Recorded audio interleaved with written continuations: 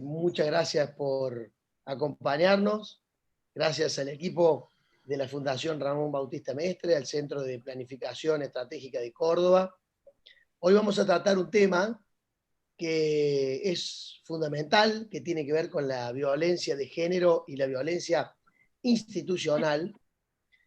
Les agradezco a María Orsenigo, a Lucas Fortete, a Alejandra Martínez, a Vanessa Méndez Lager y por supuesto muchas gracias a Sol Guerrista, quien no solamente ha llevado adelante la coordinación, sino que va a moderar este encuentro, que sin dudas nos debemos de seguir enfocando en este tipo de problemáticas que, lejos de mermar, lamentablemente, van en ascenso. Más aún en un contexto de pandemia. Y fíjense que la raíz de esta problemática, sin duda que es la vulneración de los derechos humanos. Si uno se pone a pensar y no con una posición pesimista, cosa que a mí no me gusta actuar ni pensar de esa forma, yo siempre, los que me conocen saben que voy para adelante y siempre trato de poner el optimismo adelante, como dice ese dicho, el mal tiempo, buena cara. Nadie sabe qué va a pasar con la vacuna, cuándo va a llegar. Lo que yo sí sé es que esto cada vez se demora más. Tenemos que estar muy preparados porque evidentemente desde el punto de vista mental, desde el punto de vista económico, desde el punto de vista laboral, bueno, es un contexto muy, pero muy complejo que va atravesando una nueva agenda que hace que cada vez tenga más fuerza este tema que nosotros hemos planteado para el día de hoy y que tiene que ver con las discusiones y las problemáticas que nos ponen en el desafío de posicionarnos y de proponer.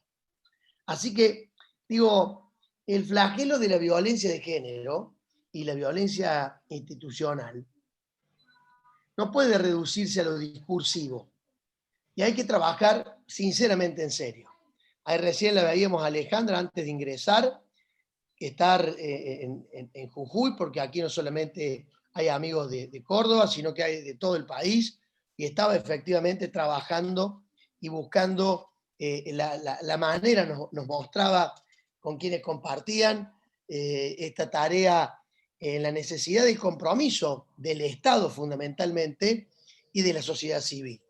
Creo que todos y todas, como miembros de comunidades o como activistas, como militantes, como miembros de distintas organizaciones o desde el lugar que ocupemos, como humildes ciudadanos que cada uno de nosotros somos, tenemos la responsabilidad de actuar. Soy de los que creen que necesitamos un ejercicio de introspección, necesitamos mirar para adentro muchas de las cosas que nos pasan, necesitamos barajar y dar de nuevo, necesitamos hacernos más preguntas, por eso un conversatorio de estas características es muy importante para nosotros y lo vuelvo a agradecer, porque es un lugar para darnos preguntas, analizar y no esas respuestas apresuradas. Lo importante es que las organizaciones, las fundaciones y en realidad todos los equipos o los espacios de trabajo se abran, que no le teman a esta discusión. Hay que dar las discusiones que haya que dar. Muchas de las personas que están acá acompañándonos, sé que tienen profundas convicciones, grandes compromisos, y sé que así lo han hecho en los distintos lugares donde le han tocado llevar adelante responsabilidades o les toca. Esta mesa, por ejemplo, pretende abordar, como les decía recién, la violencia de género y la violencia institucional desde una mirada de quienes nos acompañan, una mirada desde distintas disciplinas ópticas que nos pueden ayudar a cuestiones de políticas sociales, a cuestiones de políticas de género, como dije recién, desde el Estado, desde el amor, que también es un lugar muy interesante para observarlo, y entre otras visiones más. Así que yo no quiero profundizar más sobre lo que ustedes ahora van a llevar adelante. Simplemente voy a presentar entonces a quién va a moderar, a mi querida amiga Olga María Rista. Ella es licenciada en Comunicación Social y graduada en la Universidad Nacional de Córdoba. Fue periodista de Cadena 3, esta prestigiosa radio que tenemos en Córdoba y que es la más federal que tenemos en la Argentina.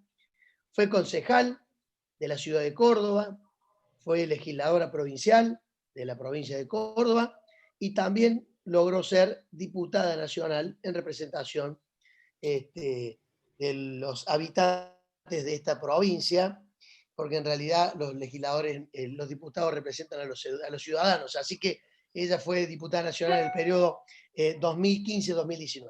Olga, después de esta pequeña pero importante porque no es los cargos o los lugares donde te has desempeñado, sino con ese compromiso, con tu bonomía y con la buena gente que sos, te damos la palabra para que lleves adelante entonces la moderación de este encuentro. Muchas gracias a todos.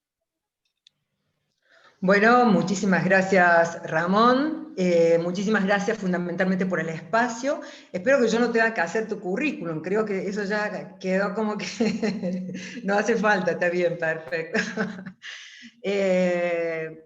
Y gracias a todos los que nos están acompañando también en el día de hoy, por supuesto, y fundamentalmente gracias a nuestros disertantes que también tan amablemente han decidido estar hoy con nosotros. Bueno, Ramón ya lo adelantó un poco. El tema de hoy es violencia de género y violencia institucional en épocas de pandemia. Básicamente, esto tiene que ver con que nuestra hipótesis y los datos que hemos ido recabando estarían indicando que en época de pandemia estos dos tipos de violencia, el familiar también se sumaría en esto, han aumentado, y han aumentado considerablemente. Lamentablemente en Argentina se registró un femicidio cada 34 horas. Esto podríamos decir es la otra pandemia también, que ya venía de antes, pero durante este periodo se ha incrementado. Así que vamos a profundizar en ese punto. Y, por ejemplo, otro dato que también tenemos es que de acuerdo a la Organización Mujeres de la Matria Latinoamericana, se producen 127 femicidios en Argentina en los primeros 6 meses de pandemia. O sea, eso es para que nos vayamos ubicando en cómo viene este tema. Y por el otro lado, la violencia institucional, que también es sumamente importante como temática. Nada más que les doy un dato de Córdoba, pero que todos, porque acá hay público mayoritariamente cordobés, lo han vivido.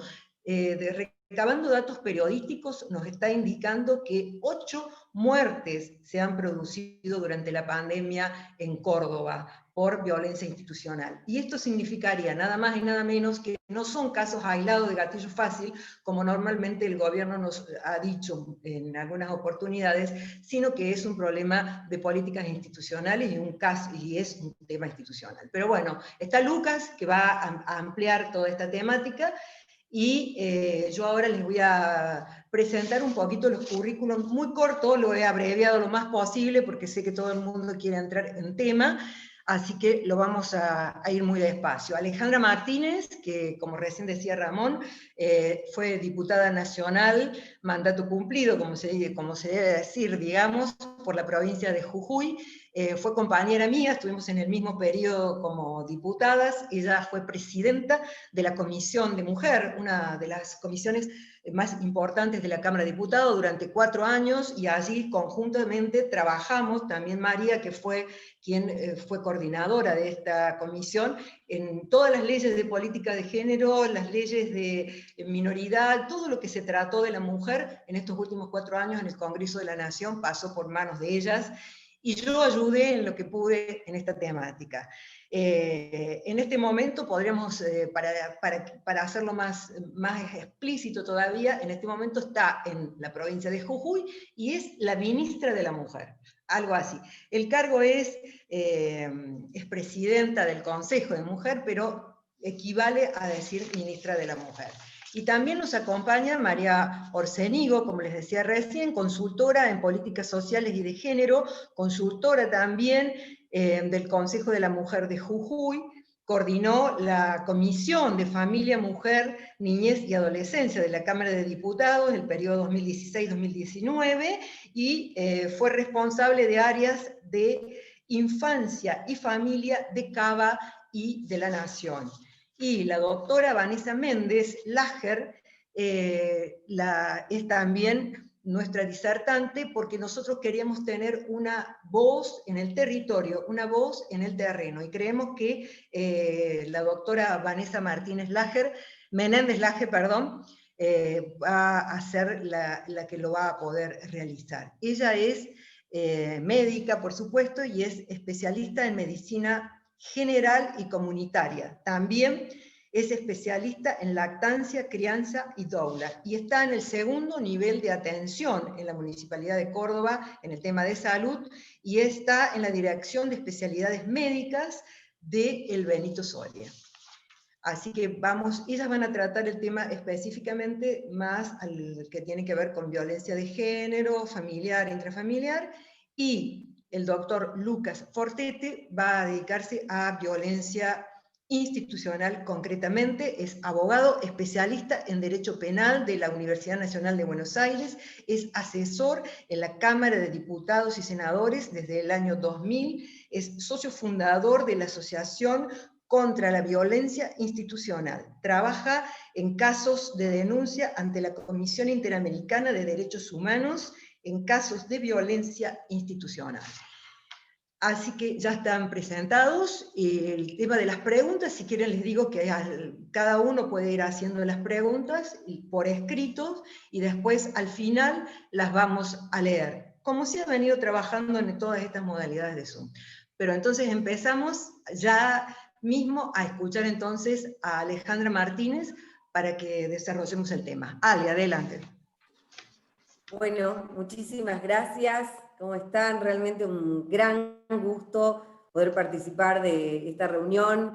Quiero saludarte, Ramón, un gusto enorme. Sé que hiciste un trabajo maravilloso en Córdoba, que reconocemos, y que le dije en más de una oportunidad a Olga lo importante que sería visibilizar también en el resto del país y para el radicalismo fundamentalmente toda esa tarea. Por ahí sentía que faltaba un poco más de visibilización. Así que bueno, un gran abrazo desde Jujuy, y decir que en cuanto me dijo Olga de esta reunión, le dije rápidamente que sí. Fundamentalmente porque con Olga nos tocó vivir, igual que con María Orsenigo, un tiempo realmente extraordinario en la Cámara de Diputados de la Nación, y construir normas que creo que son fundamentales en materia de género y de infancia para toda la Argentina. Trabajamos en Ley Micaela, una ley que ha generado como un momento de inflexión, porque lo que ha determinado es la obligación de la capacitación, de la formación de todas y todos los agentes del Estado en el país, de manera tal que ha sido una norma muy significativa y que obtuvo la adhesión de todas las provincias de Argentina, con lo cual la autoridad también devino en la necesidad de poner en marcha estas capacitaciones en toda la Argentina, en cada una de las provincias. Por otro lado, nos tocó trabajar en una norma muy importante. Seguramente María va a profundizar sobre las mismas, pero quería referirme a Ley Brisa, la reparación económica para los hijos y para las hijas de víctimas de femicidio, y eso también ha sido muy importante. La quita de la responsabilidad parental para los femicidas. Había una situación que era realmente increíble, un caso paradigmático como por ejemplo el de Arce, que asesinó a Roxana Galeano y luego por una decisión de la justicia tiene prisión domiciliaria y se queda al cuidado de sus hijos adolescentes. Algo realmente increíble, pero estuvo pasando en Argentina hasta la sanción de esta ley, que reitero, se trata de la quita de la responsabilidad parental a los femicidas. Pero también hubo otras normas, como por ejemplo la paridad. La paridad que merece en los cargos de representación política, legislativa, que tuvo una serie de anécdotas, porque tuvo una gran resistencia dentro de la Cámara de Diputados, y aún así supimos construir los consensos, y también el trabajo transversal e interpartidario dio sus frutos en la Cámara de Diputados y nos permitió contar con esa norma. En algún momento nuestros propios correligionarios, y creo que lo puedo hablar en este ámbito, había una resistencia y dijimos, tenemos que lograr la paridad. No es posible que sigamos avanzando en otras normas sobre género y que haya esta representación o esta subrepresentación en el país por parte de las mujeres en la Cámara de Diputados de la Nación y también en el Senado, y decidimos ir por esa ley, a pesar de que nos decían el día del tratamiento en el recinto, piénsenlo un poco, volvamos a comisión, no se pongan así, podemos rever, le pongamos en todo caso una fecha precisa, pero volvamos a comisión, nos pusimos de pie, aplaudimos tan fuerte, y recuerdo la respuesta de Emilio Monzó diciendo, las cartas están echadas, avancemos y votemos, y la paridad fue una realidad para la Argentina. Y eso la verdad que nos hizo mucho bien, fue una retroalimentación necesaria, y avanzamos en otras normas también que fueron muy, muy significativas para toda la Argentina. Así que luego vinieron otras normas, como por ejemplo el tema del abuso sexual infantil, que pensamos que debía ser de instancia pública. Tampoco era posible que estuviera sujeto a la ratificación por parte de los padres o de los tutores o tutoras. Esto era verdaderamente descabellado, y fuimos por esa norma y conseguimos la reforma del Código Penal también. Así que digo, y podría quedarme un rato largo, pero digo, María va a profundizar en toda esta temática. Pensamos en que había que hablar también de la cuestión presupuestaria, porque si no quedan las normas en una mera declamación. Entonces vamos por el presupuesto, y cuando se definió el plan de lucha contra la violencia por parte del Poder Ejecutivo, avanzamos en ponerle un presupuesto específico, no solamente para el presupuesto en los 3 años de ese plan, que era justamente trienal, sino también en la plata que debía haber para infancia. Y en el último año dispusimos para primera infancia 900 millones de pesos.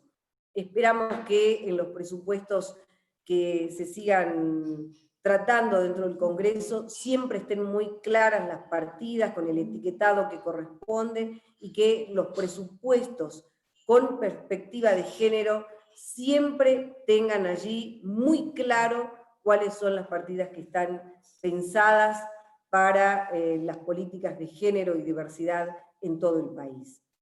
Quiero venirme un poco ahora a la provincia de Jujuy, porque una cuestión que nos quedó pendiente fue lo de educación sexual integral. Recuerdo muy bien, y Olga también lo tendrá muy presente, lo que fue la jornada de tratamiento de la modificación de la Ley de Educación Sexual Integral de la 2650, con la intención de sacar el artículo, de modificar el artículo que deja librado a algunos colegios o algunas escuelas la posibilidad de dar o no dar educación sexual integral. y contarles que en el caso de la provincia de Jujuy, al momento del tratamiento de la ley 6186, que es la ley de emergencia que se aprobó hace muy pocos días, definimos que se pusiera en el proyecto del Ejecutivo un artículo, que es el siguiente. El artículo 10 de Educación, Ministerio de Educación deberá garantizar en todo el sistema educativo provincial, integrado por los servicios educativos de gestión pública estatal, provincial y municipal, privada, social y cooperativa, la aplicación efectiva de la Ley Nacional 26150, Programa Nacional de Educación Sexual Integral, y la Ley Nacional 27234, y su adhesión Ley 5966, Educar en Igualdad, Prevención y Erradicación de la Violencia de Género. No lo pudimos lograr. Sé que está Soledad Carrizo también, querida Sole. Digo, nos queda pendiente en nuestra agenda nacional el tratamiento de la ley, pero lo pudimos lograr aquí en Jujuy, obligar a todos los establecimientos a que brinden educación sexual integral. Si no, es muy asimétrico la implementación y no es justo. Y por otro lado, todo lo relativo a los datos respecto de abuso sexual infantil es verdaderamente dramático y se constituye en una tragedia en nuestro país, en la provincia de Tinto, por lo que creo que esto es un gran avance. Por otro lado, contarles que Gerardo Morales, cuando comenzó su gobierno en el año 2015, decidió crear una Secretaría de Paridad de Género. Posteriormente se crearon 12 centros de atención integral de la violencia hacia las mujeres y tiene equipos interdisciplinarios cada uno de estos centros, profesionales de la abogacía, del trabajo social y de la psicología. Luego vino el tratamiento de una ley que es la 5.897. Esta ley crea los juzgados especializados en materia de violencia de género. Y la intención de estos juzgados multifuero fue justamente evitar la revictimización. Así que se habían puesto en marcha 3 de esos juzgados, 2 en el municipio de la capital, 1 en San Pedro de Jujuy, y hace unos días nada más se definió también la emergencia en el Poder Judicial, se pusieron en marcha esos 3 juzgados, pero ya está solicitado a través de un proyecto del Poder Ejecutivo la creación de un juzgado más en un lugar que es bastante inaccesible, que es toda la zona de la Puna. Así que siento que eso también ha sido trascendente. Por otra parte, en 2015, en diciembre, se decidió crear el Consejo Provincial de la Mujer e Igualdad de Género, y con ello darle el rango ministerial. Y esto implica la participación en las reuniones de gabinete, que no es un dato menor, sino por el contrario, tiene que ver con la posibilidad de transversalizar las políticas en materia de género y diversidad. Por ese motivo es que se definió también luego un plan de trabajo con el resto de los ministerios, pero en el caso del Consejo pusimos en marcha un centro de la diversidad, un centro de atención integral. No sé, está acompañándome Agustín, que hace un momento mostré su imagen, también está aquí participando, y si podemos mostrar alguna de esas imágenes, si se puede compartir. ¿Necesitas estar como hospedador? Sí, Agustín, ya dame un segundito y lo agregamos. Bueno.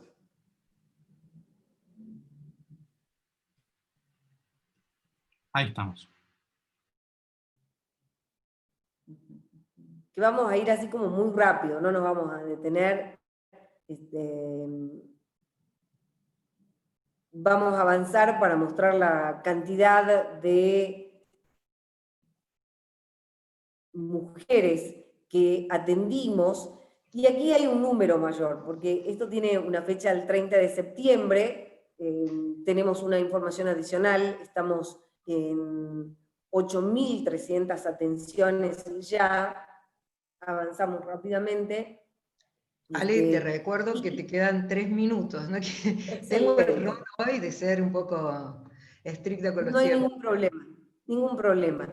Este sí es un dato que me parece importante mencionar. El anterior, en una placa anterior, la cantidad de denuncias, en realidad de denuncias que se transforman luego en medidas, ¿no? Llevamos 87 medidas cautelares, 84 querellas por abuso sexual, por amenazas, por violencia física, y pasamos inmediatamente a lo que hemos creado, que es el Centro de Atención Integral de la Diversidad. También aquí llevamos, solamente este dato es el que voy a brindar, 50 medidas que son contravencionales, civiles y penales. Digamos, una imagen nada más del Centro de Atención Integral de la Diversidad, porque queríamos poner especialmente el foco en el colectivo LGBTQI+, en materia de diversidad. Queremos atravesar un camino que nos lleve realmente hacia la igualdad. En Ley Micaela estamos profundizando, llevamos 5.200 personas capacitadas, pero con la iniciativa Spotlight, que es Unión Europea y la Organización de Naciones Unidas, estamos desarrollando un diplomado en Ley Micaela con estos organismos, con la Universidad Nacional de Cuyo, con la Universidad Nacional de Jujuy, de manera tal que tenemos ahí, bueno, pensado que es posible formar a personas que luego vayan a brindar las capacitaciones hacia el interior de cada uno de los ministerios, y también teniendo una mirada como mucho más federal dentro de nuestro territorio, y que puedan replicar también en los municipios. Esta es una última información que brindo, esta es la situación de femicidios, la información de nuestro observatorio. Hemos tenido momentos realmente muy, muy complejos, y por supuesto, por ello estamos profundizando mucho más, así lo ha decidido el gobernador de la provincia de Jujuy. Hay un gran camino que debemos recorrer todavía. Una frase que dice María y que la tomamos totalmente: si tenemos más igualdad, tenemos menos violencia. Ese es el gran desafío que nos tiene que encontrar totalmente unidas y unidos.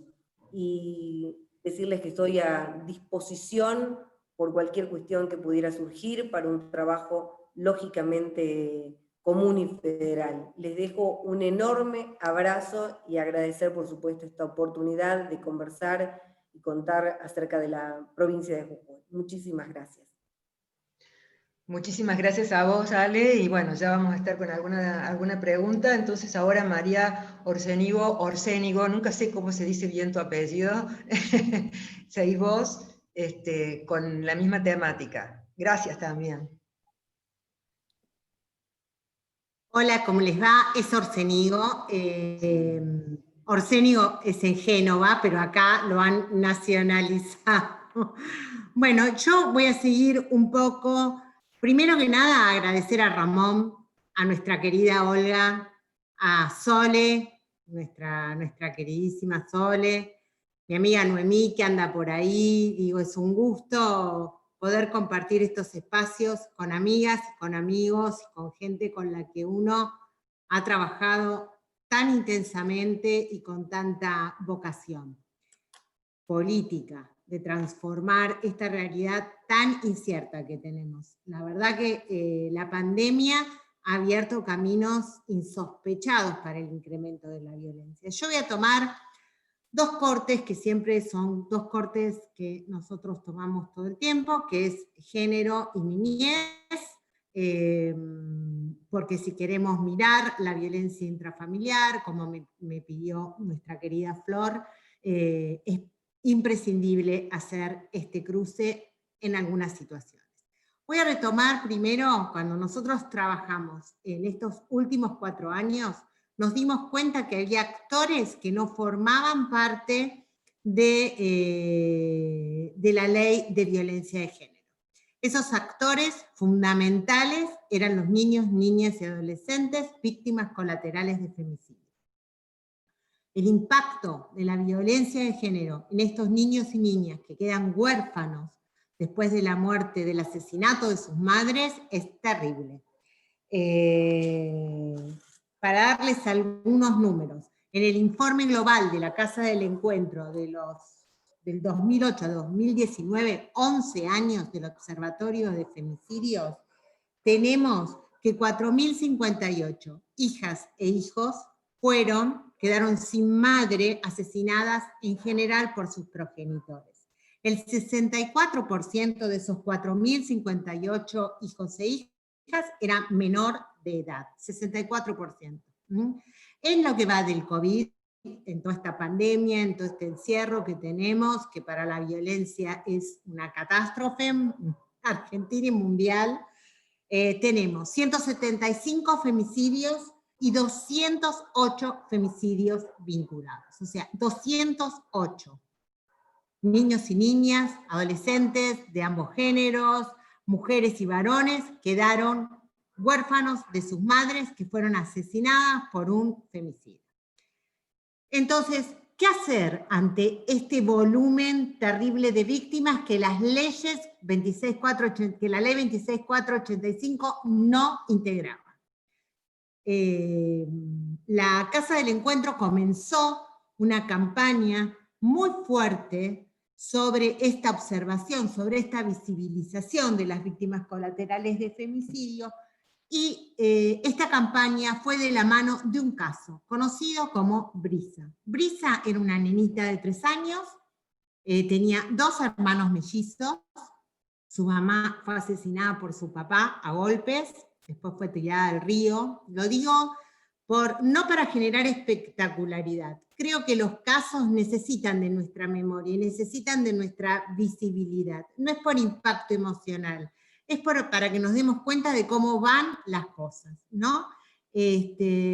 Bueno, quedó Brisa a cargo de la hermana menor de la mamá, y esta chica ya tenía 3 hijos más, o sea que de repente iba a tener una familia numerosa de 5 hijos sin ninguna ayuda y con un juicio hacia el femicida que le llevaba gran parte de los ingresos de esta familia. Entonces la asociación Casa del Encuentro empieza a hacer grandes movilizaciones de visibilización para que nosotros podamos observar el comportamiento sobre las víctimas colaterales de femicidio, pidiendo una reparación. Esta reparación se convirtió en ley en el 2018, trabajamos intensamente para así hacerlo, con proyectos muy transversales. La Casa del Encuentro fue una actora fundamental, y la política otro, porque la política tomó esta iniciativa y la convirtió rápidamente en ley. Digamos, hubo un año de idas y vueltas, pero en ese año se sancionó. ¿Qué es la ley Brisa? La ley Brisa es un ingreso reparatorio mensual equivalente a una jubilación mínima, una pensión mínima, más atención integral biopsicosocial para disminuir el shock terrible que produce la violencia de género en estos niños y niñas. Hoy la ley Brisa es una realidad, está presente en casi todo el país, se están cumpliendo los plazos, la modalidad de inscripción y de requisitos es igual a la de la asignación universal por hijo, y por suerte es hoy ya rápidamente una política pública. Por el gran esfuerzo que hizo también el INAM para ir incorporando estas reformas a las políticas públicas, cosa que durante mucho tiempo no pasaba. Ustedes piensen que la ley 26485 se sancionó en 2008, se reglamentó en 2010, y el primer de atención integral a la violencia lo tuvimos en el 2016. Así que también esto es importante señalarlo porque el gobierno de Cambiemos realmente hizo un esfuerzo para que estas nuevas sanciones se convirtieran en política pública. Sin esto no tenemos nada más que la exposición de derechos, pero la verdad que ahora tenemos una exposición de derechos y tenemos una política pública. La segunda ley importante con respecto a esta cuestión es la quita de la responsabilidad parental a femicidas y abusadores de sus hijos. Vuelvo a marcar, ¿qué es esto? Durante años, mientras se instalaba la figura de femicidio como un agravante por odio de género y los homicidios vinculados por el vínculo hacia una pareja, expareja, etc., los femicidas salían rápidamente de la cárcel. Se les daba 5 años de condena, se los dejaba libres muchas veces, incluso para que pudiesen criar a sus hijos. 2 casos paradigmáticos. El primero es el de Maricel Zambrano en Jujuy. El observatorio de la Casa del Encuentro, con el cual estamos tan familiarizados, que cuenta femicidios, lleva su nombre.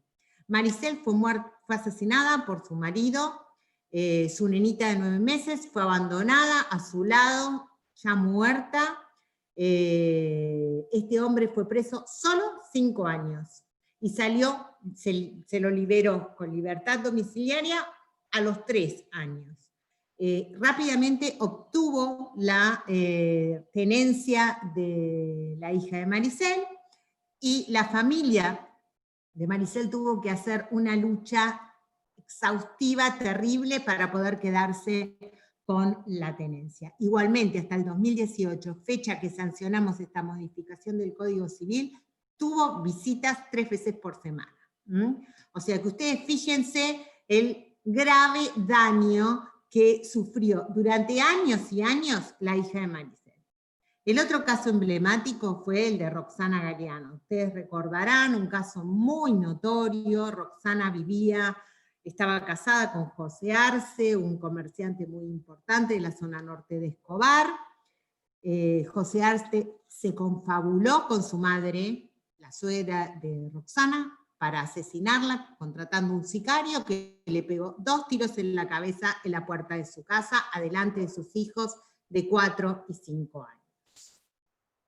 José Arce fue preso durante 1 año, quedó liberado con prisión domiciliaria, y los chicos vivieron con el asesino y con la asesina, o sea, con este hombre y mujer confabulados para matar a Roxana, hasta que nosotros sancionamos la reforma de esta ley. Los abusadores sexuales, hay un comportamiento bastante similar. Muchas veces quienes abusan sexualmente de sus hijos tienen una mejor situación económica que las madres que los denuncian, las que son a su vez denunciadas de síndrome de alienación parental, esta pseudo enfermedad que crearon para decir que las denuncias por abuso son infundadas, y se quedan muchas veces con los hijos, mientras las mujeres son despojadas de su responsabilidad parental, teniendo que litigar durante años para poder ver a sus hijos y volver a tener la tenencia. Así que de esta manera reparamos 2 cuestiones fundamentales de actores que son fundamentales a la hora de poder generar política pública para erradicar los femicidios, que son los niños, las niñas y los adolescentes. Como me pidió Flor, como me pidió Olga, voy a vincular estas cuestiones con 3 cuestiones más relacionadas con niños y niñas. La primera es el incremento de las situaciones de violencia durante la pandemia COVID. 25% de aumento de las denuncias en Argentina. En Cava, el Ministerio Público Tutelar ha registrado además que, si bien las líneas federales de atención de la niñez eran líneas usadas por los adultos, durante este periodo el 75% de las llamadas son hechas por niños y niñas, que ven afectada su integridad por no tener visibilizados, no tener espacios para visibilización de la violencia, al estar cerrados todas las instituciones protectoras que facilitaban la detección de la violencia en la infancia.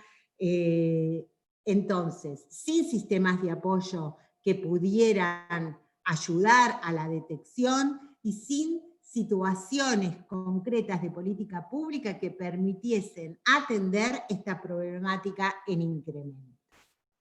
La segunda cuestión, los efectos y por qué se produce este incremento. Hay una mayor tensión en los hogares, un mayor estrés y una ninguneación de los sistemas de apoyo. Esto genera que los chicos quedan solos, desolados. Las familias también, porque las familias tienen grandes situaciones de estrés vinculadas con la falta de ingresos, con la falta de trabajo, con el cuidado intensivo 24/7, con lugares que no están preparados para poder atender la situación de trabajo, estudio, vivienda, atención de los chicos, el hacinamiento, la pobreza, han incrementado que la violencia se centre en niños y niñas. La otra cuestión que es importante señalar es que estábamos en una situación muy crítica del embarazo adolescente, y sobre todo del embarazo adolescente en las menores de 15 años, que es una situación pandémica en Argentina y está terriblemente relacionada con el abuso sexual infantil y con el incesto, que está naturalizado lamentablemente en las provincias del norte y también en el sur, y la falta de entrega de métodos anticonceptivos, la falta de controles de salud integral de los niños y de las niñas especialmente, ha hecho que esta situación se agrave. Cuando hay embarazo adolescente, hay, y sobre todo en esta franja, donde incluso el Plan ENIA, manejado perfectamente por el gobierno anterior durante 3 años, que disminuyó por primera vez en 25 años el embarazo adolescente en Argentina, el mismo ENIA dice que el nódulo más duro de esta cuestión es el de las menores de 15 años, con lo cual prevemos que la situación, a través de la falta de entrega de métodos anticonceptivos de largo plazo, que está fallando en todo el interior del país, estará generando una situación que nos debe preocupar y que se está agravando. La otra cuestión es la pobreza. Todos conocemos cuál es la situación de la pobreza en Argentina respecto de niños, niñas y adolescentes. Y la cuarta cuestión que María, agrava... te quedan 2 minutos. Sí, que agrava todo este panorama es la ausencia de clases, que es la mayor catástrofe de la pandemia en niños y niñas. Estamos con 1.500.000 chicos sin contacto con la escuela, sin contacto con ningún sistema de red de integración protectiva.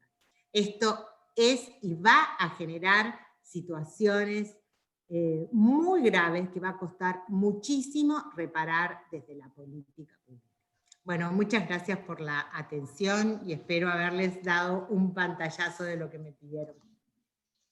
Muchísimas gracias a vos y muy interesante tus conclusiones. Vamos ahora con la doctora Vanessa Méndez Lager, que nos va a hablar precisamente más desde el territorio, pero que ella lo diga, no tengo yo por qué adelantar nada. Hola Olga, buenas tardes a todos y a todas. Gracias Iris, gracias Ramón, gracias Olga por invitarme. Gracias a todas las personas que están acá presentes esta tarde. ¿Cómo remonto después de hablar a Alejandra y María, no? Cuando tengo el corazón latiendo a 1000 y el lagrimón a punto de escapar. Wow, la verdad que muy emocionada, muy conmovida. Me tocan la fibra más íntima, la verdad. Disculpen la emoción, pero bueno, es así, lo estoy viviendo.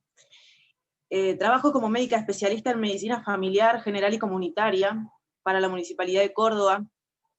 Gracias al doctor Ramón soy planta permanente, yo voy a estar eternamente agradecida. Si bien entré por concurso y todo antes de que él ingrese, como nuestro intendente, él tuvo la posibilidad de firmarme mi pase, y bueno, para eso estoy acá, más que nunca convencida de que tenemos que seguir trabajando por el bienestar de todas las personas. He visto en esta pandemia, sinceramente, cosas muy duras.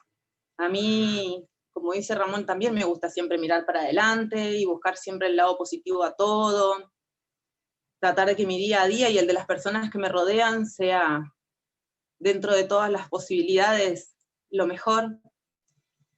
Pero bueno, en esta instancia en la que nos encontramos hablando de violencias institucionales y de género, tengo que reconocer que tristemente es una diaria que, como bien dijeron María y Alejandra, Ramón también y Olga, fueron aumentando. Día a día con esta pandemia fueron aumentando los casos de violencia de género para con todas las personas, sean o no del colectivo binario o del colectivo LGTBIQ+, las violencias intrafamiliares, las violencias para las niñeces y las adolescencias, las violencias hacia las mujeres, institucionales. En lo particular trabajo con la salud de los adolescentes y de las mujeres mayoritariamente, y a nivel institucional, con las violencias obstétricas he visto casos terribles.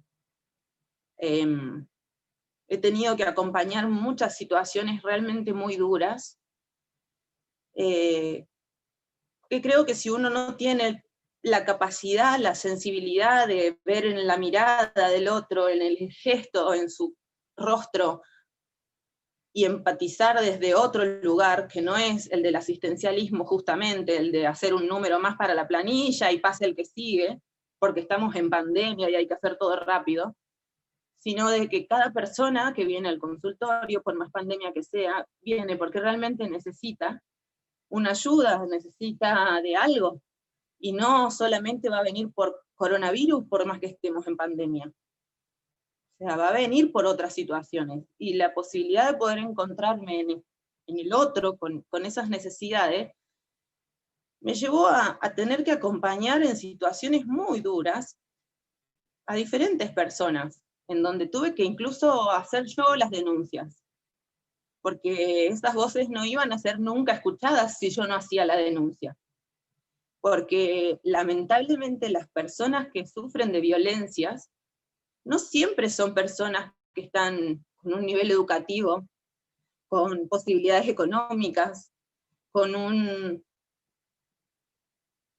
amor propio y una autoestima elevada, sino todo lo contrario. Son personas que lamentablemente están sufriendo múltiples vulneraciones. A nivel económico, como decía María, a nivel social, esta pandemia trajo muchísimo detrimento para la sociedad. Y bueno, les puedo traer a colación un par de los ejemplos que tengo así como más fuertes, ¿no? A nivel violencia institucional tuve que denunciar a un hospital provincial.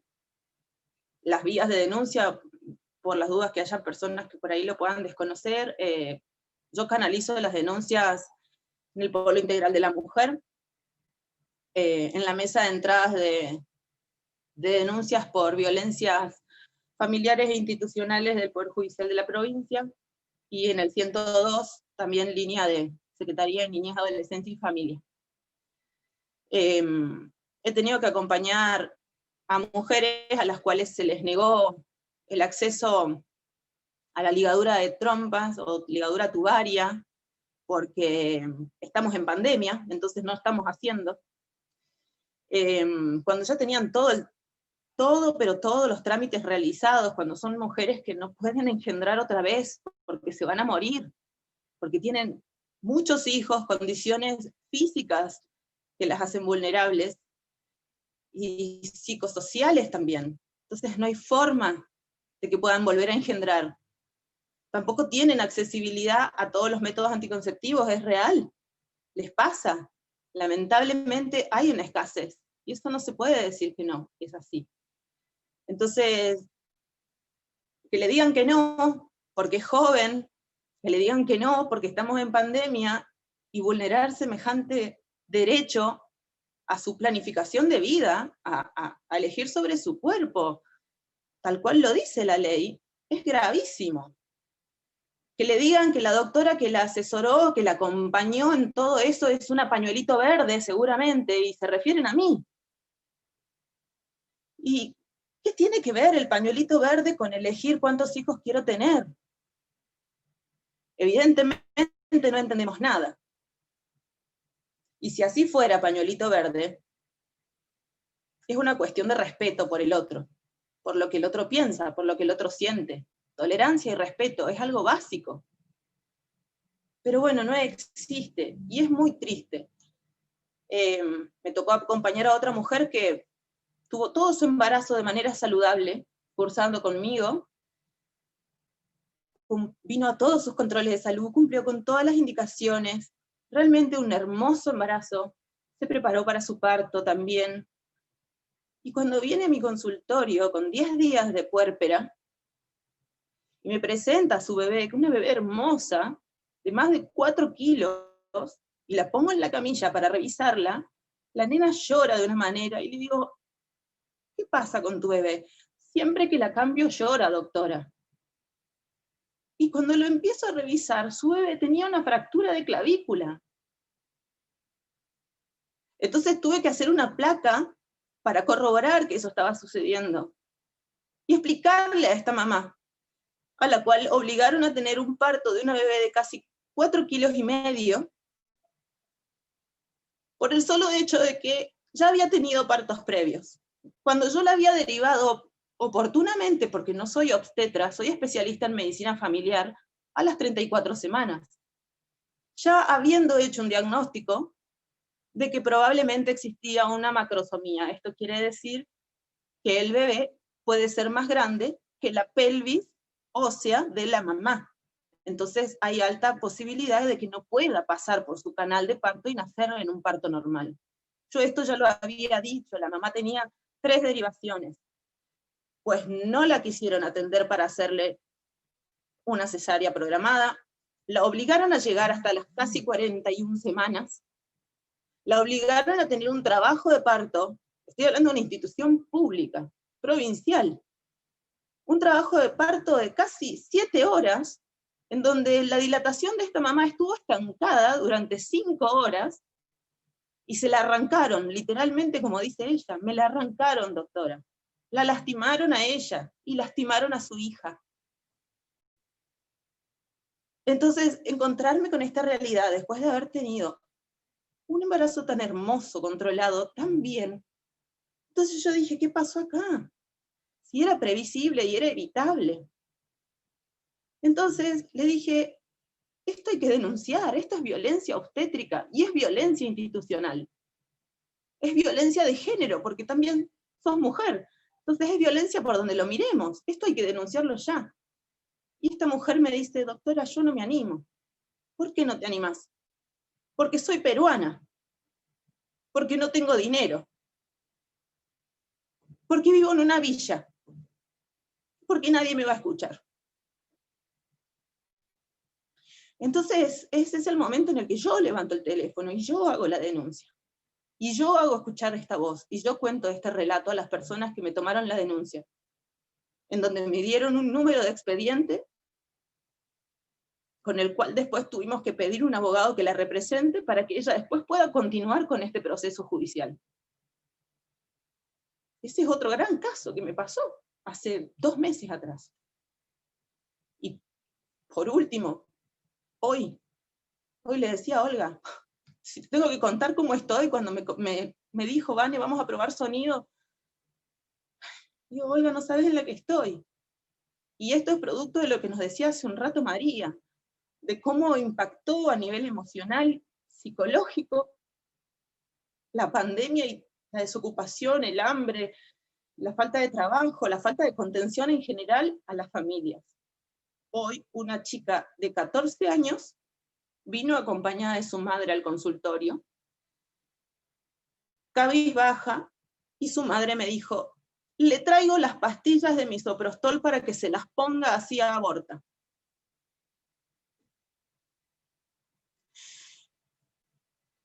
Entonces, como profesional especializada que soy, la miré a Kiara y le digo, ¿esto es lo que vos querés para vos? ¿Vos tenés idea? Y ahí realicé toda la consejería.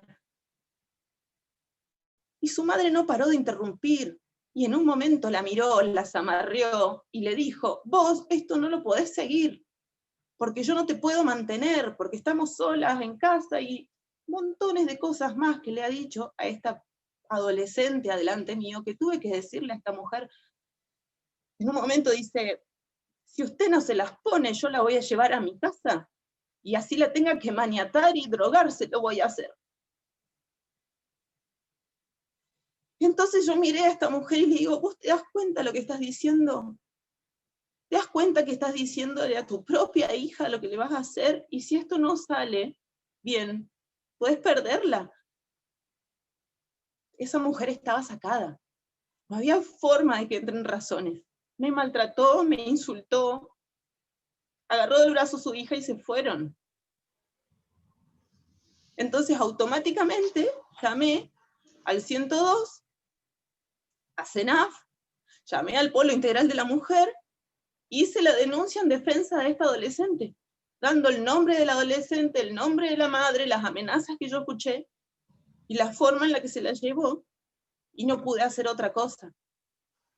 Entonces, pucha que si estamos hablando de violencia institucional, de género y en pandemia, esto no me había pasado así antes, en este nivel, y tan seguido, prácticamente una Dani, diaria.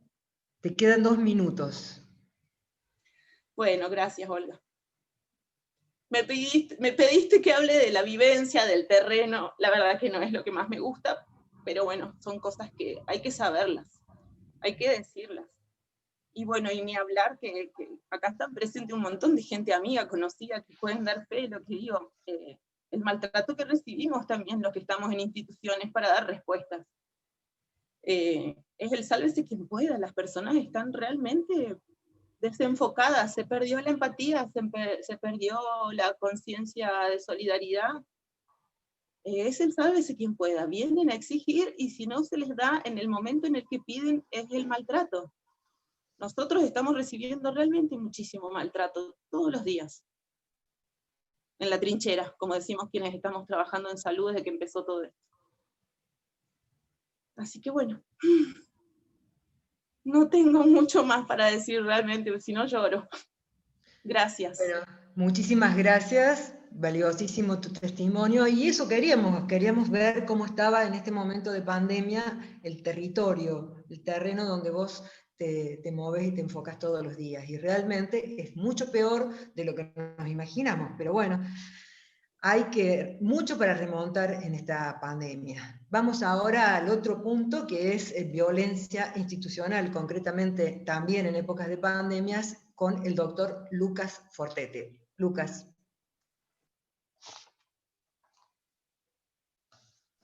Estamos. Bueno, buenas tardes a todos y todas. Muchas gracias por la invitación. Es bastante duro, digamos, exponer después de relatos tan profundos como ha hecho la doctora. La verdad que bueno, se hace difícil organizar un poco lo que tenía en mente hablado. Quizás voy a empezar, como para no cortar la temática, digamos, que veníamos tratando de género en pandemia, asociarlo con lo que es violencia institucional. Quizás tiene que ver un poco con esto de que, bueno, cuando inició la pandemia, obviamente hubo medidas que fueron tomadas por el gobierno nacional, las cuales, bueno, no fueron acertadas desde un principio en cuanto a que era difícil actuar en momentos donde no se sabía qué iba a pasar, donde si bien actuábamos con el diario del lunes en cuanto a muchas cuestiones de salud de lo que nos venía de otro lado, no nos adelantaban cómo se estaban dando cosas que ya venía grabado en nuestro país, como es el caso de femicidios, que bueno, hoy tenemos una tasa elevadísima. En ese contexto lo que se trató de hacer es incentivar a las mujeres a que denuncien en lugares privados, como fueron las farmacias, a través de la utilización de barbijos rojos, un cúmulo de cuestiones confusas que dejaron a las mujeres a la deriva, más a la deriva de lo que claramente estaban en su situación ya vivida de violencia. Entonces ya en ese marco, para empezar a debatir, digamos, cómo afectó la pandemia a esta problemática, y qué tiene que ver esto con la violencia institucional, es que la violencia institucional en sí misma no corresponde solamente a toda práctica de violación de derechos por parte de fuerzas de seguridad, de sectores de salud o de servicios penitenciarios o otro tipo de cuestiones, sino que tiene que ver con un montón de medidas hoy en día en las cuales se van agravando o agudizando, como puede ser este caso de responsabilizar o quizás desde el cierre de fiscalías, de comisarías, o pasar a la etapa virtual, es decir, cualquier mujer que quería ir a denunciar un hecho de violencia se encontraba con que las fiscalías especializadas estaban cerradas, por lo menos en lo que es el ámbito de la capital federal. Se encontraban también con que la oficina de violencia doméstica y demás, dependiente de la corte, estaba abierta, pero no era claro en cuanto a los protocolos de denuncia. Entonces eso agravó la situación de dónde asistían, digamos, es decir, dónde asiste una mujer en ese caso. Se agravó también, obviamente, por cuestiones, digamos, en lo que contaba la doctora anteriormente, de lo que tiene que ver con los inspectores de salud.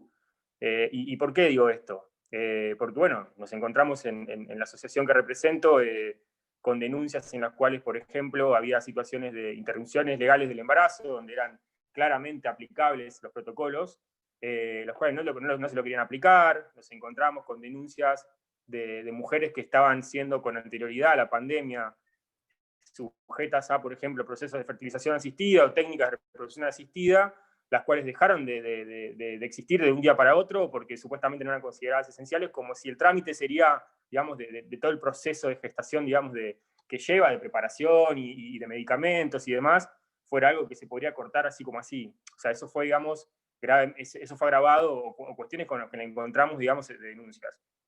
Desde ese punto de vista, también vimos cuestiones que nos llevaban más allá de lo que es la pandemia en sí misma. Es decir, una cuestión es no responder por un hecho fortuito, como se le quiere dar a este virus, que la realidad es, digamos, que es bastante discutible, pero lo cierto es que a nivel hospitalario hay muchas cuestiones que exceden a este tema. ¿Y por qué digo esto? En primer lugar, porque no está bien garantizado la atención cuando uno va a atenderse. Entonces, por ejemplo, nos encontrábamos con hospitales como el Argerich, en el cual nos decían, mirá, la realidad es que se nos está muriendo la gente, pero no se nos está muriendo por el virus en sí mismo, sino porque no llegamos a atenderlo. Entonces, eso ya excede, digamos, lo que es el virus en sí mismo, y la responsabilidad del Estado ya pasa a tener otro tipo de cuestiones. Es decir, no implica solamente que uno diga, bueno, cómo atacamos el virus o cómo lo hacemos, sino producto de qué decisiones tomamos o toman la gente que tiene que estar a cargo de esto para hacer frente a ese tipo de situaciones. Dicho esto, digamos, de lo que tenía que ver un poco con la temática de género, voy a pasar a lo que es ya las denuncias de violencia institucional propiamente dicha, o las más comunes, por así decirlas, que tiene que ver con la violencia por parte de fuerzas de seguridad ante la población. Claramente, si uno ve, digamos, desde el inicio de la pandemia, cómo se fue dando todo lo que tiene que ver con las medidas tomadas al respecto, uno se encuentra con que, bueno, el gobierno nacional al principio, inclusive ayudado por los medios de comunicación, era como una especie de constante de, bueno, hoy hay tantos detenidos por pandemia, hay tantos autos secuestrados por pandemia, es decir, cómo juega ese poder punitivo y ese miedo en la población para controlar diferentes tipos de cuestiones que vos querés o no hacer o porque no se están cumpliendo. Entonces, en ese caso, lo que se hizo, si bien se aumentaron los casos de violencia institucional, quizás agravados por casos muy resonantes, como fue el caso, digamos, de Facundo Astudillo Castro, o en los casos de lo que fue de Tucumán, de Luis Espinosa, nos encontramos con que sí, obviamente tenemos una cuestión de agravamiento en la situación de violencia institucional, pero lo que se logró en realidad es visibilizar más el tema. ¿Y por qué digo esto? Porque la realidad es que la violencia institucional tiene un patrón en común que no abarca a toda la población en general. Es decir, hay un cierto colectivo vulnerable que tiene siempre, digamos, ya sea en pandemia o no, más situaciones a estar proclives a un acto de discriminación policial o violencia policial. ¿Y qué tiene que ver con esto?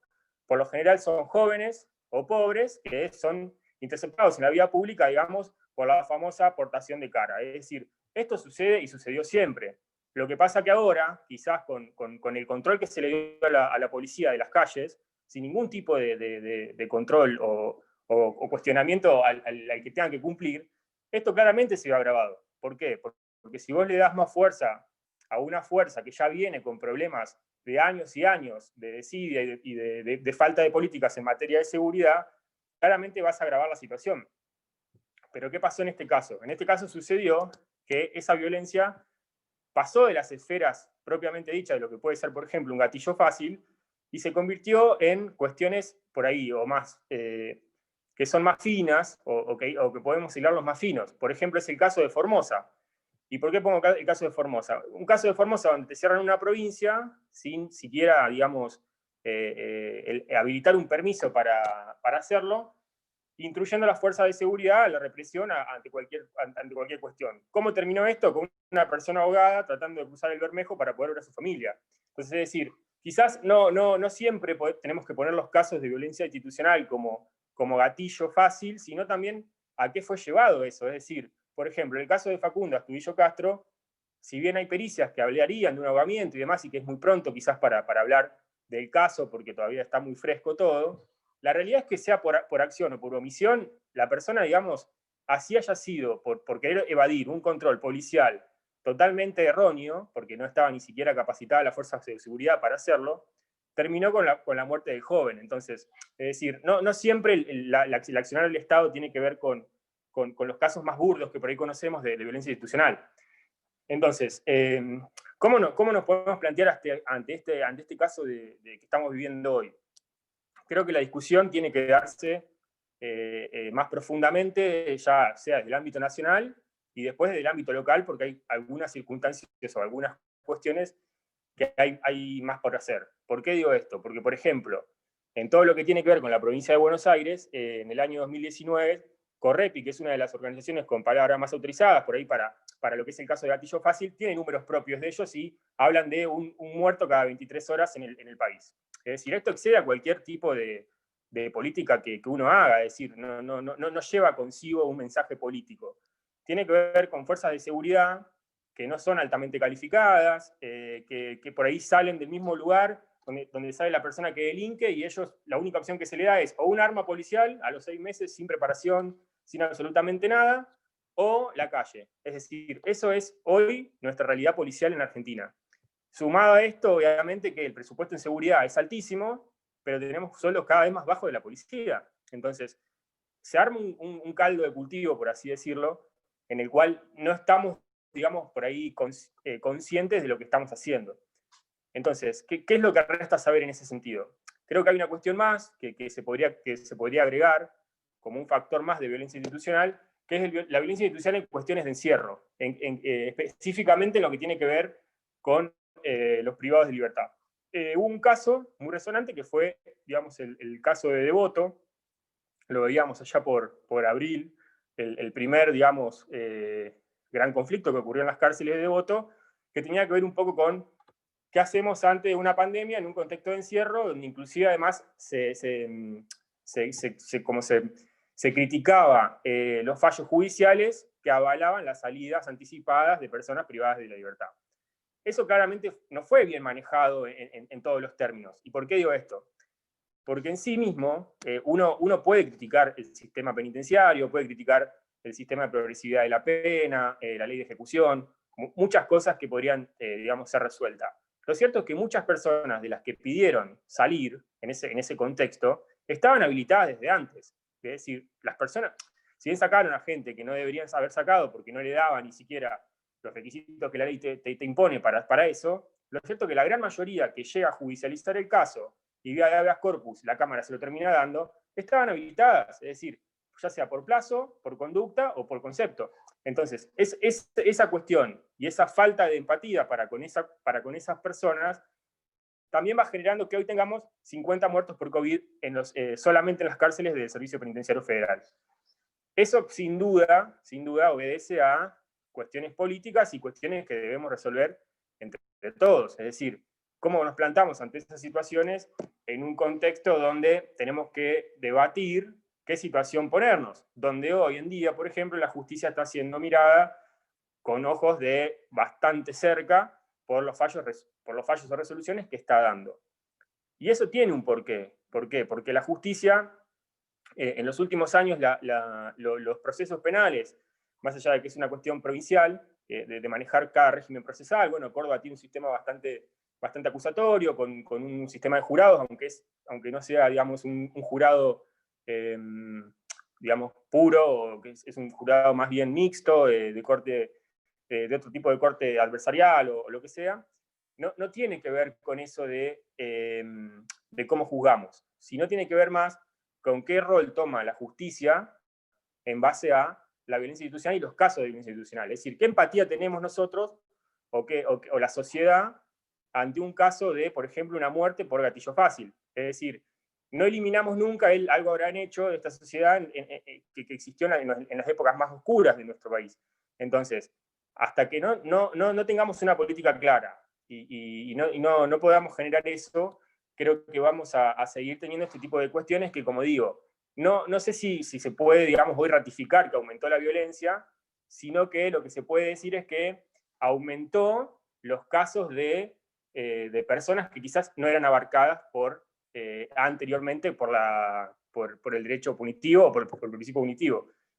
¿Y por qué digo esto? Porque, por ejemplo, hubo muchos casos en los cuales había detenciones por infracción al 209 del Código Penal, que tenía que ver con la violación de la cuarentena y demás, pero que en base a eso se habilitaba, por ejemplo, requisas sin orden, que te abran el auto, bueno, muchas cuestiones que tenían que ver con eso. Entonces Lucas, yo creo que... estamos sí. en 1 minuto, me parece. 2 minutos. Bueno, perfecto. Bueno, quizás para cerrar, creo que lo que habría que debatir en este contexto como posibles soluciones o reformas es, digamos, qué estratégicas políticas preventivas y educacionales hacemos, tanto en la población como bueno, en lo que es la justicia, y qué herramientas tienen las personas también, por ejemplo, para denunciar estos hechos, que muchas veces se ven mermados por el miedo o por unas cuestiones de que no saben a dónde acudir, porque al mismo lugar donde van a denunciar es donde sufrieron alguna vejación. Así que bueno, nada, para cerrar en ese sentido, quedo abierto para alguna pregunta que me haya quedado por ahí sin responder. Muchas gracias. Muchísimas gracias, muchísimas gracias a vos, y les decimos a todos que está abierto ya el chat para que realicen las preguntas, los que quieran. Aquí tenemos una que dice: ¿se está pensando algún proyecto de ley o presupuesto extraordinario para paliar este aumento de violencia? Y ahí yo diría que voy a estar para vos, Lucas, y para María. Me parece que son las que podrían responder a esta pregunta, que están en el Congreso y saben cómo se está manejando el tema de presupuestario en este momento. ¿Querés empezar vos, Lucas?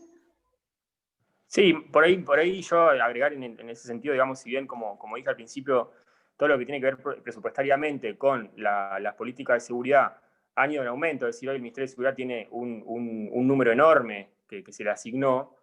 Lo cierto es que no veo, digamos, que se refleje en lo que hace la problemática. Es decir, vos podés poner mucho énfasis en el presupuesto relacionado a la temática, pero si vos no mejorás, por ejemplo, hay un decreto que hizo Bullrich en el año 2019, que es el 234, que tenía que ver con esto, es decir, con la creación de una comisión para el respeto de derechos humanos y demás por parte de las fuerzas policiales. Si eso lo dejás, digamos, acéfalo, no lo haces cumplir, por más presupuesto que tenga, la fuerza de seguridad va a seguir siendo la misma.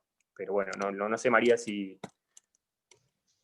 Me parece que respecto al tema de la lucha contra la violencia, el Ministerio de las Mujeres tiene un incremento presupuestario bastante importante, sobre todo fundamentalmente con el programa Acompañar, que es este programa que genera sistemas de apoyo para las mujeres en situación de violencia, y me parece que en este momento está firmando el convenio con las provincias y las organizaciones no gubernamentales. Hay que fijarse muy bien de que este proyecto sea un proyecto federal que fortalezca las áreas de aplicación de las provincias y no solo un trabajo radial con municipios y con ONGs, que uno empieza a perder de vista a dónde van los recursos. O sea, hay que poner una vigilancia ahí.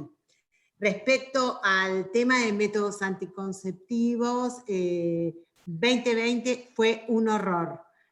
Habría que hacer un monitoreo bastante exhaustivo de qué pase con el 2021.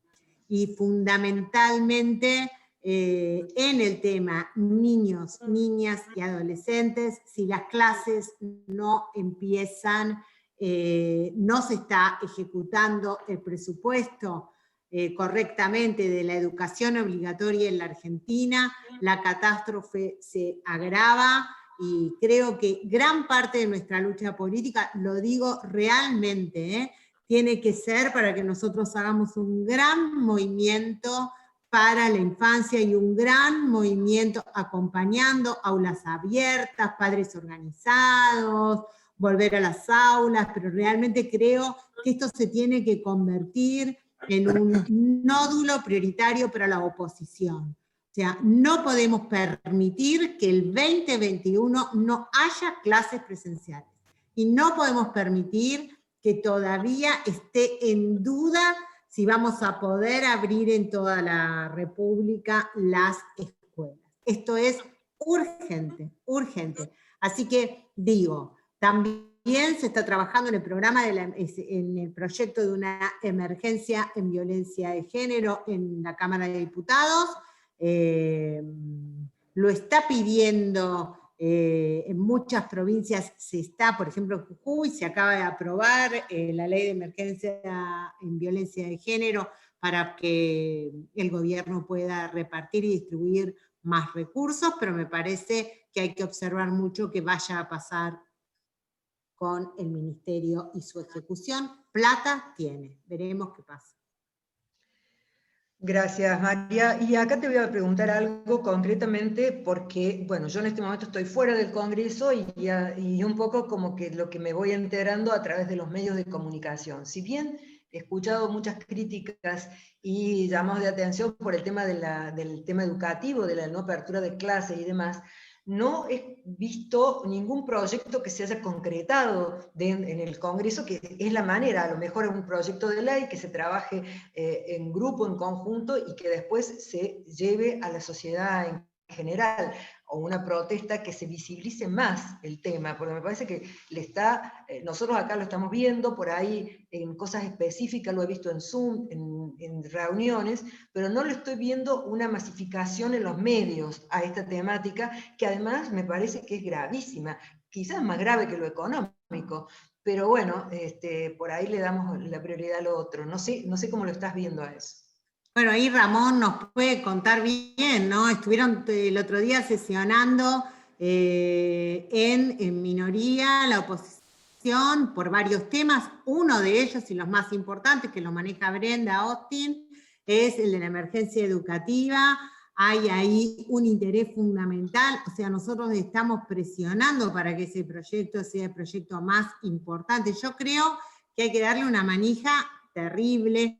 Poco a poco, yo los invito a que entren en las redes, aulas abiertas, @padres organizados, @aulas abiertas, volver a las aulas, digo, hay cartas para firmar, hay muchísimo movimiento en nuestro partido, muchísimos militantes de nuestro partido están trabajando en esa iniciativa. Me parece que lo tenemos que tomar realmente como bandera prioritaria. Creo que el daño que han sufrido niños, niñas y adolescentes los ha convertido en el principal actor más damnificado sin ninguna razón para ello. Está comprobado en todo el mundo, globalmente, que el incremento de contactos de los niños y niñas en las escuelas no incide en la reproducción del COVID, por lo tanto, ¿por qué seguimos en esta situación? Es algo inentendible. Muy bien, muchísimas gracias. Hay una pregunta que puede ser, no sé, ustedes decidan, porque tiene que ver con las adultas mayores y en los residentes en los geriátricos y la violencia institucional. Si se está considerando algún tipo de, si tienen algún dato de cómo se está dando esta situación y si tienen algún dato concreto de cómo está la violencia en ese punto. No sé si querés, Lucas. Bueno, mirá, el tema de cómo se está tratando ese tema tiene que ver también con políticas locales, quizás propiamente dichas, es decir, de cómo se controlan los lugares donde habitan las personas mayores o personas adultas, por ejemplo, en situaciones de encierro. En la ciudad, por ejemplo, que es donde más por ahí litigamos nosotros, se encuentra el programa Proteger y demás, en el cual se pueden hacer denuncias y bueno, se interactúa bastante bien, pero bueno, no sé si la pregunta apunta a eso o cómo fue el tratamiento de la pandemia en cuanto a adultos mayores, cuando fue el tema del encierro, de que no los dejaban salir, o bueno, esa cuestión de paternalismo que se les intentó dar a las personas mayores, que la realidad es que quienes son los que más se cuidan. Pero bueno, no sé si tiene que ver con esto, y no conozco, digamos, a nivel nacional, sino que como es una práctica más de nivel local y de control de regulación de esos lugares, sí puedo hablar de la Ciudad de Buenos Aires, que tiene este programa. Bueno, ¿tenés algo, María? Te veo ahí.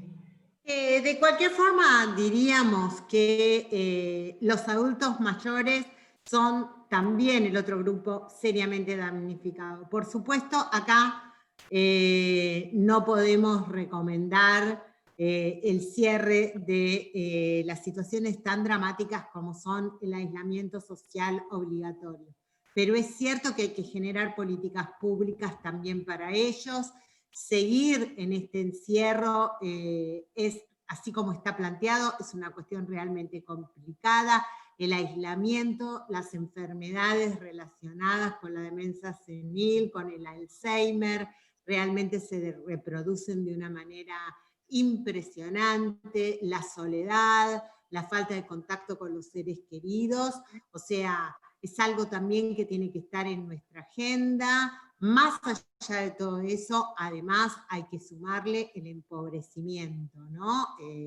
Estamos todos mirando atentamente cómo les están birlando las jubilaciones de un día para el otro, de manera dramática, las pensiones, o sea que ahí vamos a tener seriamente otro grupo de riesgo en gravedad progresiva. Y además la violencia intrafamiliar que nosotros estamos viviendo por COVID tiene que ver, como dijimos recién, aumento de tensión por toda esta problemática del aislamiento, por la falta de trabajo, aumento del estrés, empeoramiento de las condiciones psicosociales y sobre todo en la salud mental de todos los grupos que forman parte de la familia. Muchísimas gracias, María, muchísimas gracias a todos. Y bueno, han llegado muchas felicitaciones y también muchas felicitaciones para Vanessa, fundamentalmente como representando a los médicos. La gente un poco como que también está muy agradecida al rol que han tenido los médicos en general en toda esta pandemia. Un poco te lo dicen a vos. Las preguntas acá, más que preguntas, son cariño y felicitaciones. Así que sé que está Ramón, no sé si querés despedirte, Ramón, decir algo, ya estamos en el tiempo y creo que estamos cerrando. Bueno, muchísimas gracias, Olga. La verdad que estoy muy, pero muy contento por la reunión de hoy. Les agradezco mucho a cada uno de los participantes, ya que estaba colmado de mujeres. Voy a empezar por Lucas, por Alejandra, por Vanessa y por María, que la verdad que cada uno desde su lugar nos dio una visión, un pantallazo muy claro sobre estos temas que estamos viviendo, que alguien lo puso en el chat, que esto venía de hace ya un tiempo, que si bien es cierto hay un trabajo de gente comprometida, como la inmensa mayoría de las que están presentes y de lo que vienen llevando adelante en el compromiso de poder brindar más derechos, creo sinceramente que son temas necesarios que se puedan discutir, que se puedan debatir. Son encuentros que tenemos que seguir haciéndolos, preocuparse y ocuparse. Yo Voy a contar para cerrar y agradecerle, por supuesto, a todos los que han participado, a todas las que han participado en este conversatorio del día de hoy. Cuando estuvimos al frente del gobierno de la ciudad de Córdoba por 8 años, pusimos en marcha el Servicio de Protección de Derechos del Niño y del Adolescente. Y nos fue muy bien. Eso está prácticamente desmantelado. Que lo hayan desmantelado hoy, en este momento, es una cosa inadmisible. Entonces, a los que son militantes y a los que son de esta ciudad, Córdoba capital, les pido un compromiso para salir a defenderlo. Vane está ahí. Vane está asignada al Benito Soria, pero trabaja en Guarmaguasi, que es una casa para madres solteras. Otra Sí, que gracias a vos existió y realmente al día de hoy lo seguimos sosteniendo. Las mamás siguen viniendo a mí, me siguen hablando por WhatsApp, me siguen hablando por Instagram, por el TikTok, por todos lados me buscan. Y realmente es muy necesario que volvamos a tener estas políticas públicas de salud pensadas para las niñeces y las adolescencias también. Pero para eso no solamente alcanza con el enorme esfuerzo que haces, y te lo volvemos a agradecer, porque aparte fue muy emotivo y fue muy fuerte cuando vos lo contás en primera persona a hechos tan duros y sinceros de tu valentía, de tu responsabilidad. Ahora, yo lo que digo es que acá hay una etapa de militancia que nosotros tenemos que llevar adelante. Y si bien es cierto, esto está enmarcado dentro de una fundación que lleva el nombre de quien nos legó valores y que todos los días levantamos sus banderas, nosotros tenemos un centro de planificación estratégica de Córdoba que discute estos temas y por eso llevamos adelante reuniones de estas características y vuelvo a agradecer. Pero también hay actividades que tienen que ver con la política. Recién contaron sobre el proyecto de emergencia educativa que Brenda Austin junto a otros diputados nacionales viene llevando adelante un planteo para profundizar este tema.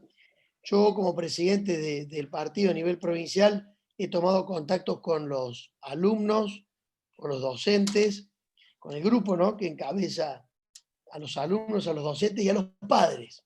¿Para qué? Para que haya un involucramiento ya, no solamente con los legisladores, porque acá existía un involucramiento muy fuerte por parte de los legisladores del partido, pero ahora vamos a tratar de que sea toda la sociedad, y por consiguiente también va a estar el partido, y por consiguiente se tienen que sumar las organizaciones, porque vuelvo a lo que le dije al comienzo. Yo soy optimista por naturaleza.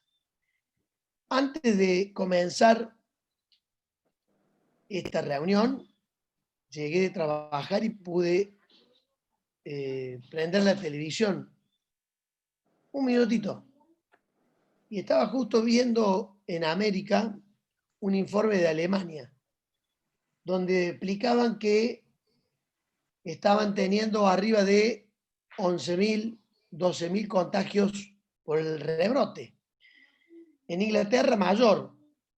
Y entonces Viale le preguntaba a qué se debía, y los dos dijeron que la franja etaria de los jóvenes tal vez no entendieron y tal vez no se les explicó que tendrían que haber tenido un poco más de cuidado, y en el verano prácticamente no usaban barbijo ni existía el distanciamiento. Yo no quiero de alguna manera estigmatizar a ese sector social o a ese sector etario. Y cuando pienso en la educación, si no hay educación, no tenemos progreso. Porque la clave de la transformación es la educación. Y nosotros necesitamos que los chicos vuelvan a clase, porque si va a haber un rebrote en la Argentina, va a comenzar seguramente cuando empiece nuevamente el frío, o tal vez antes. Todo depende de cómo nos comportemos cada uno de nosotros. Y por eso hay que obligarlos, a los gobernantes, a que a partir del 1 de febrero, sin perder más tiempo, Porque hasta que aparezca la vacuna, vuelvo a repetir, nadie sabe cuándo va a aparecer la vacuna. La logística es un despelote. Y hasta que llegue acá, en el confín del mundo, en el sur del mundo, seguramente que va a tardar mucho más tiempo que los países más desarrollados, que tienen más posibilidades de acceder a las vacunas. Siempre que hayan pasado la fase 3 y estén aprobadas por el ANMAT y por todas y cada una de los organismos relacionados con la salud. Ahora bien, tal vez tenemos un 2021 parecido al 2020. Y a lo mejor alguno puede decir, che, ¿te parece dar más las noticias? No, estoy dando un dato de la realidad. Yo quiero terminar y agradecerles y profundizar en otro conversatorio esta temática de la violencia de género, pero también la institucional. Porque si no le decimos la verdad a la gente, hay violencia institucional. Yo no quiero que mis hijos, y seguramente los hijos de ustedes, sus nietos, etcétera, vuelvan a perder otro año de clase. Porque algunos tienen la posibilidad de acceder a clase 1 hora, media hora, 2 horas a la semana, porque tienen un dispositivo. La mayoría no la tiene, la brecha está. Entonces, si no hay una presencial desde el 1 de febrero, marzo, abril y mayo por lo menos, antes de que venga el rebrote, más allá de lo que decía María recién, de que no son los vehículos, los vectores que tiene el virus de acuerdo a la comprobación que hay. Pero por las dudas, digo, por lo menos 4 meses a fondo presenciales. Entonces yo creo que estos son los temas que nosotros tenemos que abordar. Todo lo que hemos hablado acá, la malla que existe legal, el trabajo territorial, el esfuerzo que cada uno de la organización en la que está o cada uno como representante de la sociedad, tenemos que exigirle a quienes nos gobiernan porque son los responsables de lo que pasa. La otra parte nos toca a cada uno de nosotros, de usar el tapabocas, de seguir manteniendo la distancia y de seguir cuidándonos. Porque tenemos la suerte de que en Europa y en Estados Unidos no se cuidaron y ahora tienen el rebrote, lo acaban de internar al presidente nuevo de Reino Unido, al Premier, a Boris Johnson de nuevo. Entonces digo, a ver gente, si no aprendemos de eso, y si no le exigimos a los gobiernos que pongan límites y que se hagan cargo de lo que significa gobernar, porque si no después solamente salen cuando hay que dar buenas noticias. Y la verdad es que todos ustedes lo saben igual que yo. Los fines de semana en algunos sectores populares siguen tomando mate de la misma bombilla, siguen tomando la Coca-Cola del mismo pico, juegan al fútbol como si no hubiera pasado nada durante estos 8 meses, y la verdad es que ahí está la ausencia del Estado, más el mal manejo, no con el diario del lunes, de lo que vemos todos los días, porque no ha habido los testeos suficientes, y porque no se ha llevado adelante los incentivos ni los trabajos que tenía que llevar adelante el Estado. Entre ellos, bregar en todos los órdenes institucionales, fundamentalmente en la justicia, por los temas que tienen que ver con la violencia de género. Sin más y sin querer abusar de estas palabras de agradecimiento, he metido 3 o 4 cositas ahí para incentivarlos a que sigamos luchando, a que sigamos peleando, a que sigamos militando, porque lo hacemos por convicción, por compromiso, de la misma manera que lo han hecho las 4 personas que hoy hablaron, que nos han llenado de orgullo por lo que hacen. Y por supuesto, Olga, gracias por haber moderado y haber organizado este encuentro. Muchísimas gracias, que tengan todos muy, pero muy buenas tardes y nos vemos muy pronto. Cariño.